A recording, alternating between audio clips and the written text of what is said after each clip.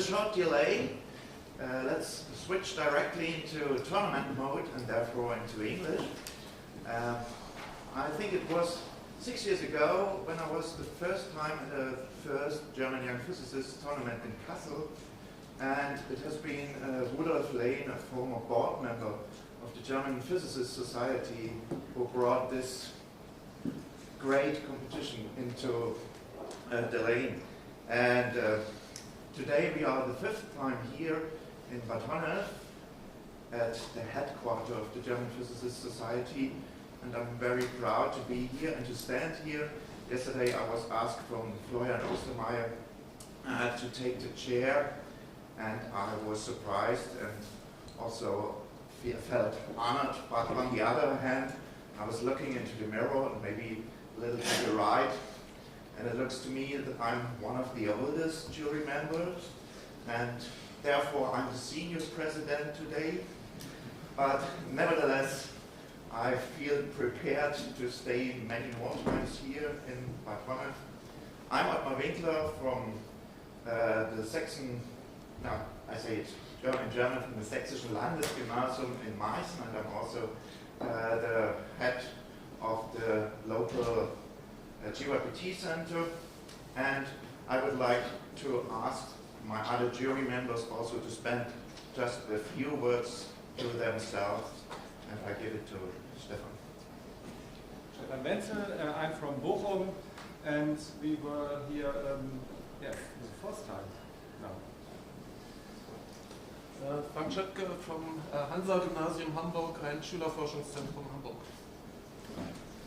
Felix Kreier, I'm from Kassel, I'm from the Schülerforschungszentrum, and yeah, that's it. Andreas Kratzer, Technical University of Munich, and for me it's the seventh time. We started 7 years ago. 14, not just 20. Okay, we discussed. Hello, my name is Ende Kayali. I'm from the Schülerforschungszentrum Hamelin, and I'm also a physics and math teacher there. Hello, my name is Angela Pösel. I'm from Erlangen University, and I'm from Erlanger Schülerforschungszentrum. Hello, my name is Walid El-Kishawi. I'm from the Uni in Bogota. Thank you. Falk Ebert from Herder Gymnasium and GYPT Center Berlin. Hello, my name is Christian Beck. I'm from Gymnasium Papenburg and head of the GYPT Center there.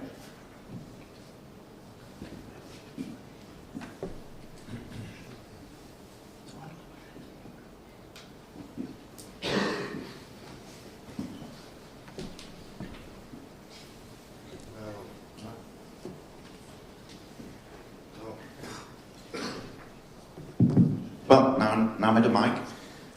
I think we have to wait a few seconds that all members are prepared, also with the technical equipment.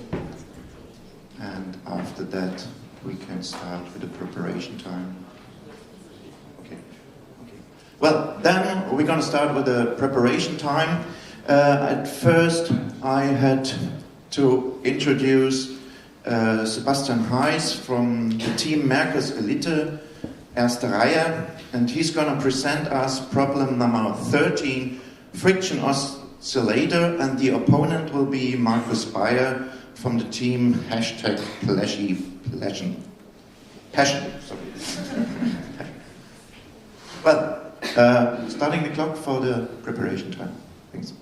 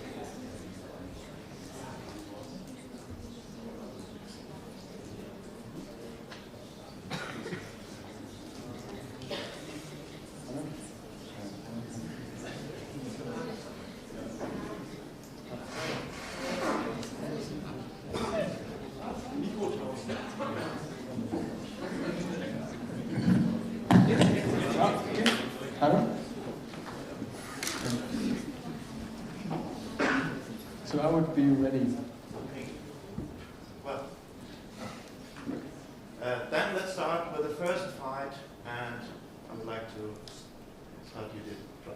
So hello, my name is Sebastian Heiss. I'm from the team Merkesity ST3 and will now present you my results on problem number 13, the friction oscillator. The task reads as follows.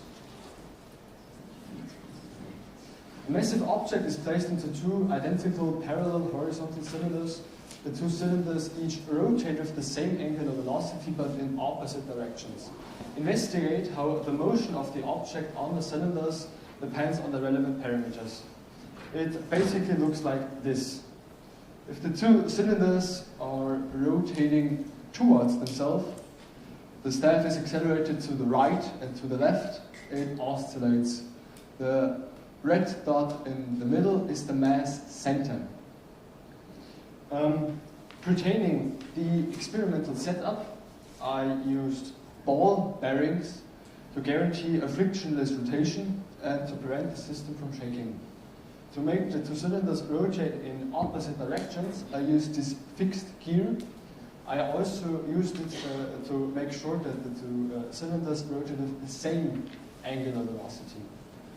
To measure this certain angular velocity, I used this device in the back. To power the whole thing, I used this engine, and of course we use different types of cylinders too. What I'm going to do today. At first I will qualitatively explain the 1D case, the towards case and the awarewards case. Then I will investigate the frequency depending on different parameters, the cylinder distance and the friction coefficient. And at last I will predict a complete trajectory of the rod. Based on the task, there are two possibilities. Either the two cylinders rotate away from themselves, or they rotate towards themselves. If there is no initial deflection, nothing happens, because, well, the right force is as big as the force on the left, and we have balance of powers. There is no acceleration. But when in real life we never have no initial deflection, we always have a slight one. So if there is a slight initial deflection, it's a bit different. In the awarewards case, in this case, the normal force on the right side is bigger than the normal force on the left side. The friction force on the right side is bigger than the friction force on the left side. The staff gets accelerated to the right. In the towards case, in this case, the normal force on the right side is bigger than the normal force on the left side. The friction force on the right side is bigger than the friction force on the left side. The staff gets accelerated to the left. If it's on the left, the friction force on the left side is bigger than the friction force on the right side. The staff gets accelerated to the right, and oscillation develops. And that's the theoretical approach. The friction force is mu times the normal force. You can calculate the two friction forces F2 and F1 with the equilibrium condition, so basically torques. The sign in front is depending on whether the two rows are rotating towards themselves or away from themselves. In the towards case, it's a minus. In the awarewards case, it's a plus. By solving this differential equation, we get those results. The left one is an exponential function. The staff gets accelerated into one direction until it falls off. And in the railroad's case, it's a cosine. Well, it's an oscillation. It basically looks like this. The staff is just falling off in the railroad's case. And in the towards case, it's oscillating. To compare this theory with the experiment, we have to know the parameters. We have to know the friction coefficient and the d, the distance between the two cylinders. The d is quite easy to measure. We can change it very easily in our setup, but the friction coefficient has to be measured. For this endeavor, I used this friction measurement setup. I changed the gear so that the two cylinders would rotate in the same direction, and use this force meter to measure the force applying through the friction. With the friction force is mu times m times g, you can calculate the friction coefficient. So finally, comparing the theory with the experiment, we can come up with this comparison. As you can see, it's a complete match in the railroad's case. That's good. The theory can predict the railroad's case very well. We can check that. But it's a bit different in the towards case. At first sight, it looks quite okay. But the amplitude seems to widen up in the end. So, never mind. Let's see if the theory can predict the frequency. To do so, we varied very different parameters and looked whether the theory can predict the experiment. The first parameter we varied was the friction coefficient. According to the theory, the rise of the period t, you can see on the y-axis here, over the distance t, the x-axis here, the rise of the period t is described by a square function up on the left. And the theory predicts the experimental data quite well. Another parameter we varied was the friction coefficient. We used different types of rods with different types of surfaces. For example, iron, copper, aluminum, or glass, to prove that the theory can predict it. And, well, it's some kind of inclined square function, and again, the theory describes the experimental data very well. So, we proved that the theory can predict the amplitude, can predict the frequency very well. But still, what about the amplitude? It still seems to rise. I even have to catch it because it would fall off otherwise. Using the friction measurement setup again, I came up with this friction measurements. Here you can see that the friction plotted over the velocity, and as you can see, it's slightly decreasing linearly. So, obviously, the friction coefficient can be, is v-dependent. It can be described, because it's linear, as mu depending on v is mu0 minus alpha v. And well, this friction model is well known in the literature. It's called Striebeck curve. In the first chapter, it's a linear friction force with increasing velocity. Then in the second chapter, it decreases linearly. And then in the end, it's rising up again. And well, we are in the linear regime here. So, using this new theoretical approach, we can plug in mu depending on v in our previous theory and come up with this differential equation. The d here is the distance between the cylinders. The r is the radius, and the omega, the angular velocity. We know this kind of equation down there. It looks like a dampened oscillation, but with one thing that's different. It's a plus here. So it's like an inverse dampened oscillation. It's a self-excited oscillation. And well, plotting this theory with the experiment, you can see that it fits very well. I can predict a complete amplitude, a complete trajectory. The amplitude is rising exponentially with g times a times times 0.5. All in all, I managed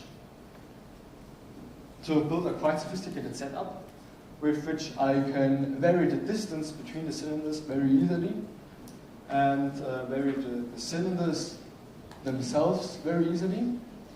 I qualitatively explained the phenomenon and predicted the theory with the first predicted the frequency with the first theory using two parameter variations. I tackled the problem of the rising amplitude with the friction measurement.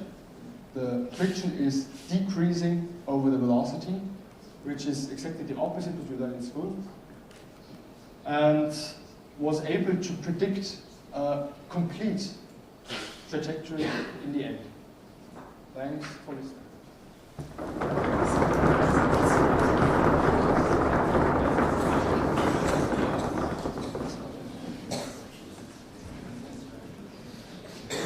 Well, thank you to the reporter. Now it's time for the preparation of the discussion.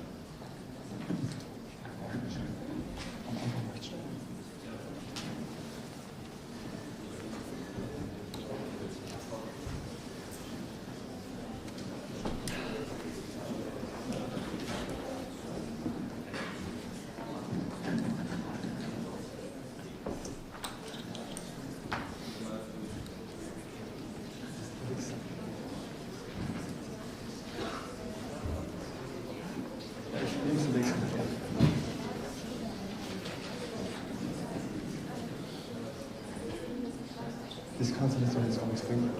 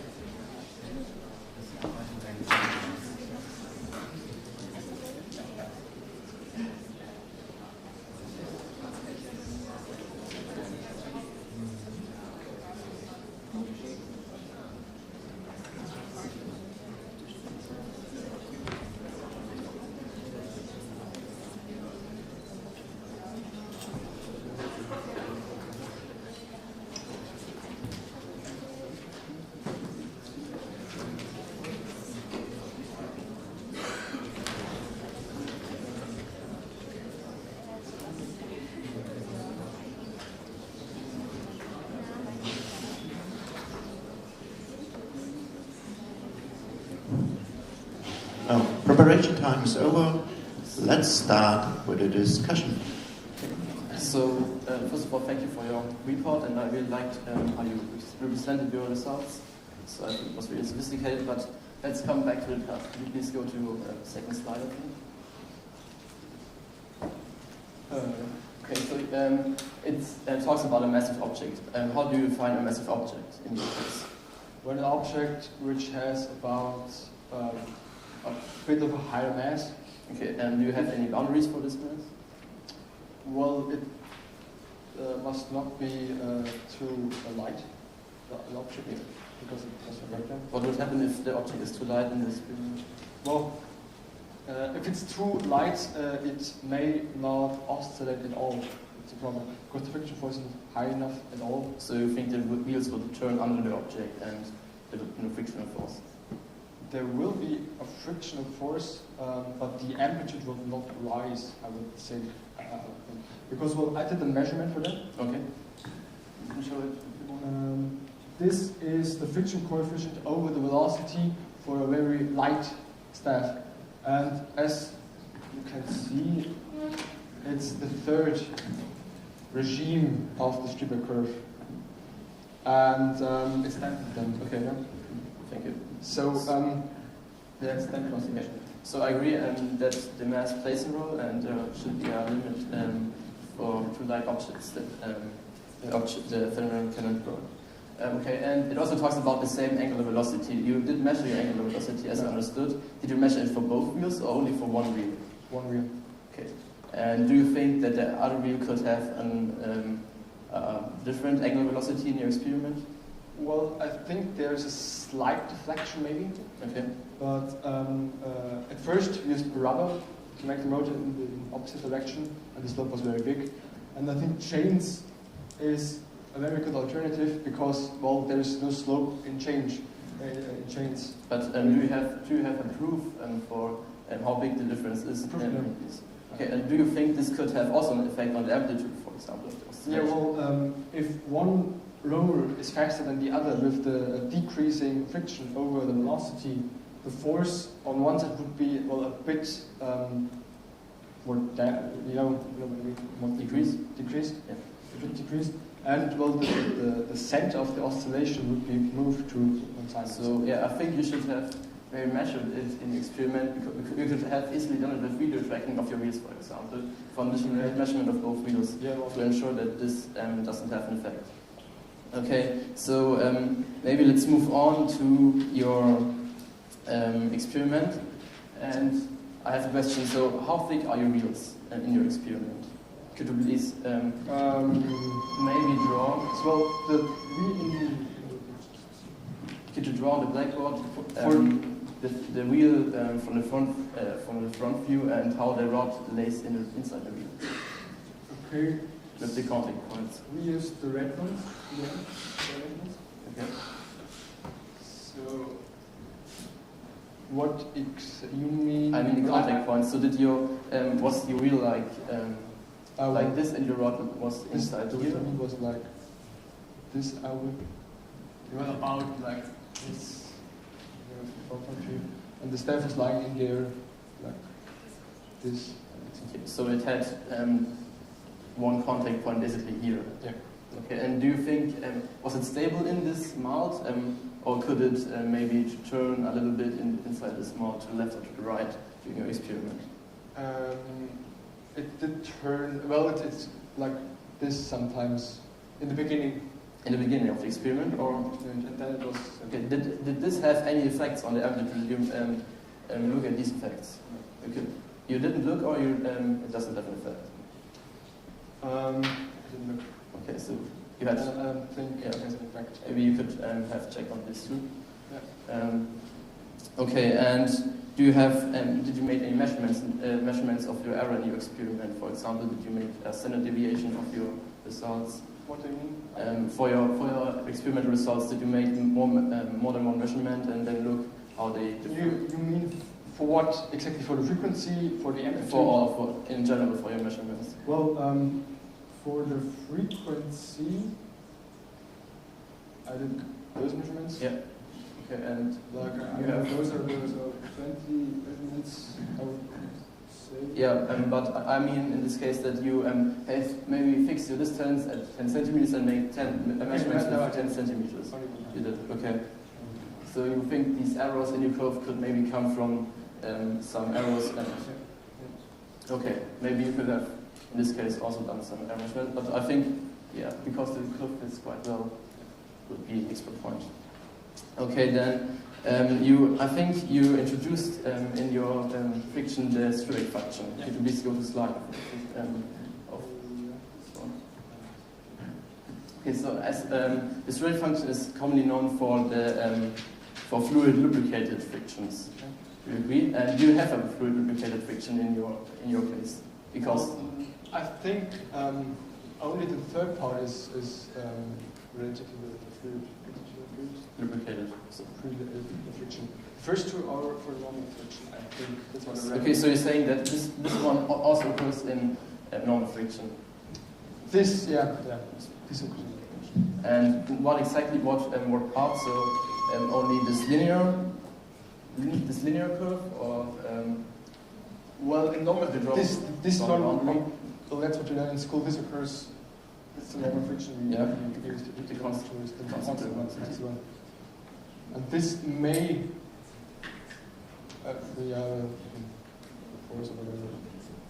This too, and this may occur on both sides. So normal. And what happens for the not fluid lubricated friction after this one? So does it go straight to zero? No. I think this model also fits for the normal things we measured. And did you measure the incline at this point, or did you just stop at linear curve? I measured this one time with the plexiglass stuff. With what? With the plexiglass. Okay. And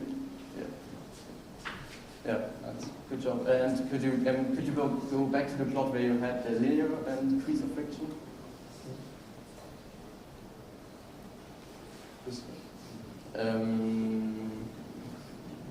No, I think you have another one. Maybe it's quite a slide. Okay, slide 15. Yeah, one slide.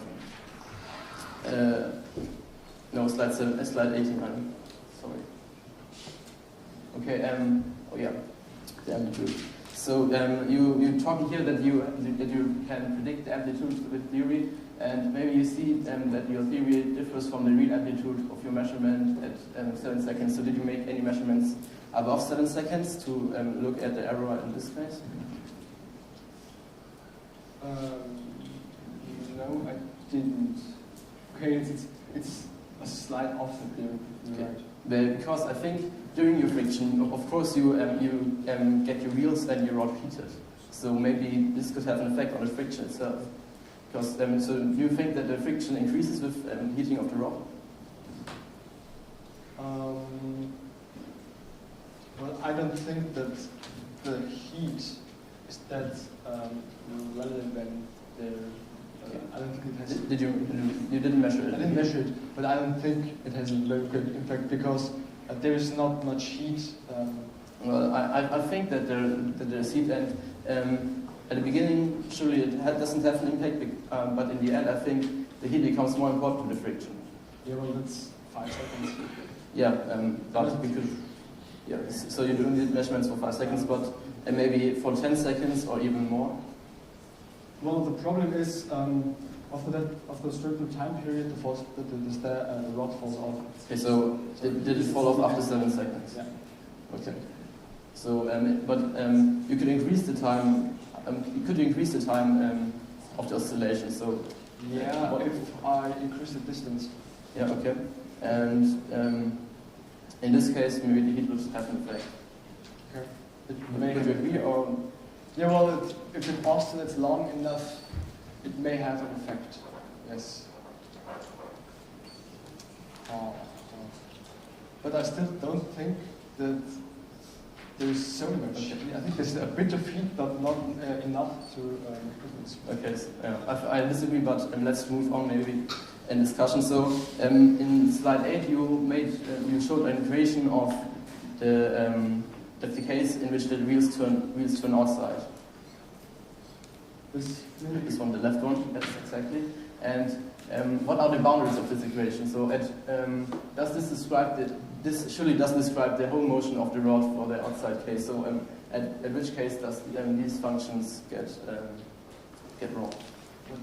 Because I think if you have the wheels turning outside like this, then at some point the rod, and we could also saw it, would start to turn if the center of mass of the rod was over the wheel. Is this the boundary of the theory in this case? What you found? Yes, I mean, sorry. Yeah, of course, maybe I could try to describe it. So, does the theory predict this rotation or this toppling over the rod? No. Okay. So, at the point at which the center of mass is over this wheel, the theory ends. It ends. Okay. Okay, so maybe let's come to summarize the discussion. We talked a little bit about the task. I think you quite fulfilled it for the 1D case as described, and you could have done more measurements in your experiment to ensure that, for example, the angular velocity of both wheels stays the same, because I think it could have an effect. For the friction, I like the friction model because you looked really good at the friction coefficient, but you could have looked more in detail into it for maybe longer times because of the effects of friction or maybe aging of the rod. Okay, so thank you for your discussion.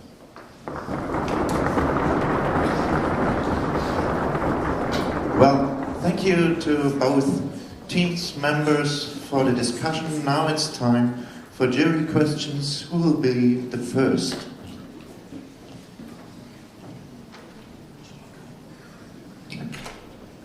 Thank you. A question to the opponent. Yes.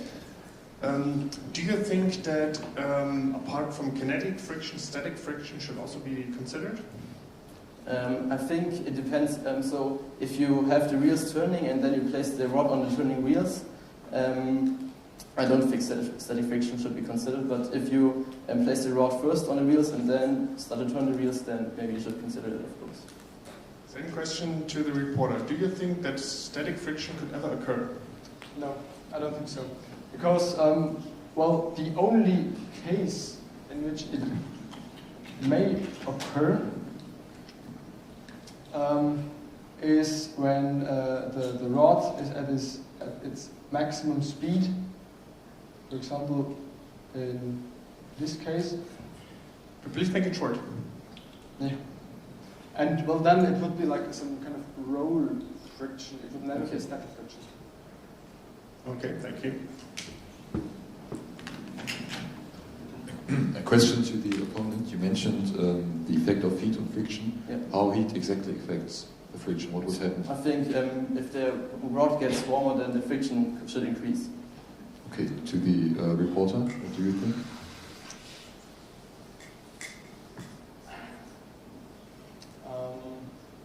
I think it would increase too.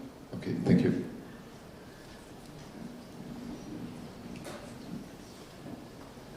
Question to the reporter. Is it possible to come up with a microscopic explanation for the Streebeck curve? A microscopic? Yeah. Okay. But it would maybe take some time. So this is the surface. This is the surface of in the very common case.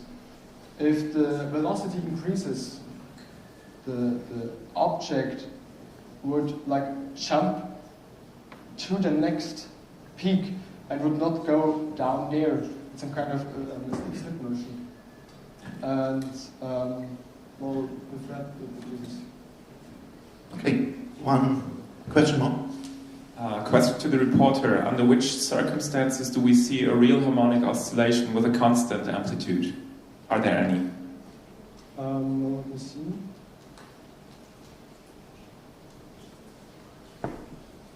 If the friction coefficient is constant, then you would see an oscillation with the drives. And well, if we're in for example, in this case, maybe down here, so if the angular velocity is small enough, we would have no oscillation.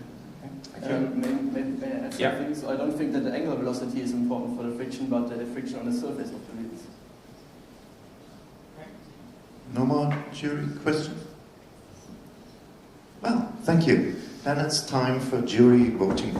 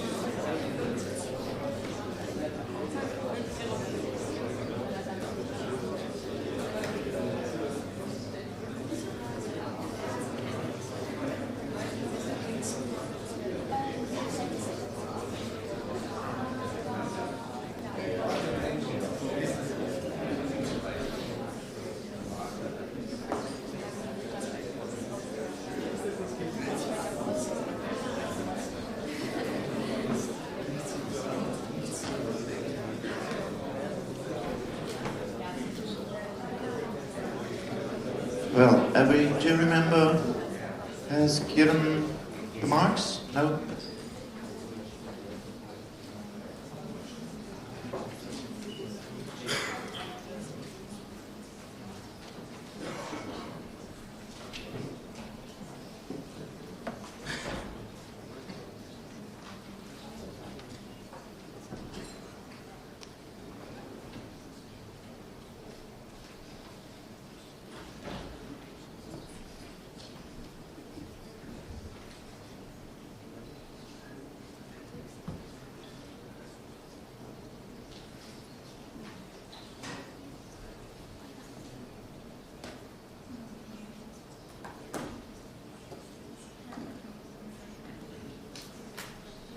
Valid, ready? Okay. Then let's look for the grades at first for the reporter. Please show up your marks. 7, 9, 8, 7, 8, 8, 8, and 8. Then show up your grades for the opponent.